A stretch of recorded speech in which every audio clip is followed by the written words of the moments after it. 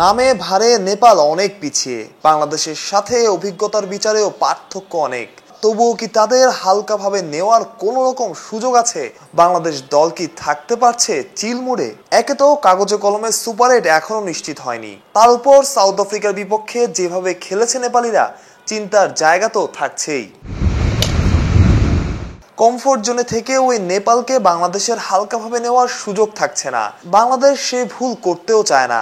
Wicket যেমনই হোক, টাইগাররা হতে চায় আগ্রাসী। টি-20 ক্রিকেটে কোনো ছোট দল বড় দল নাই, আমরা প্রত্যেক দলটাকে সমানভাবে দেখার চেষ্টা করি। কারণ টি-20 খেলাটাই মোমেন্টামের খেলা, মাত্র 200 ওভারের খেলা, কখন খেলা মোমেন্টাম চেঞ্জ হয়ে যায় কেউ বলতে পারে না।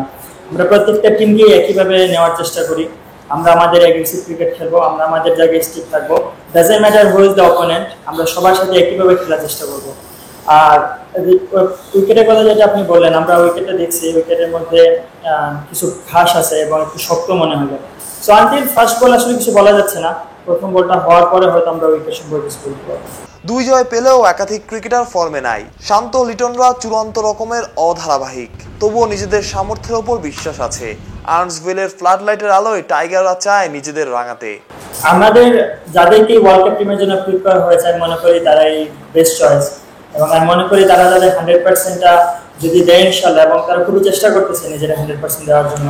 হয়তো 2-1 রান করতে পারতেছে না, কিন্তু আমি খুব বিশ্বাস করি যে টিমমেট হিসাবে আমরা সবাই বিশ্বাস করি তারা খুব তাড়াতাড়ি রানে ফিরবে, এবং এটাই আমাদের দলের একটা বিশ্বাস।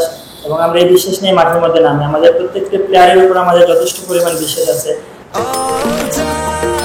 নিশ্চিন্তে খান স্বাস্থ্যকর অল টাইম পান, অল টাইম হেলদি লাইফ। ঈদের দিন ভোরে নেপালের বিপক্ষে মাঠে নামবে বাংলাদেশ। সাকিব, শান্ত, হৃদয়রা কি পারবে দেশের ঈদ আনন্দ দ্বিগুণ করতে? মানুষ প্রত্যয় অলরাউন্ডার।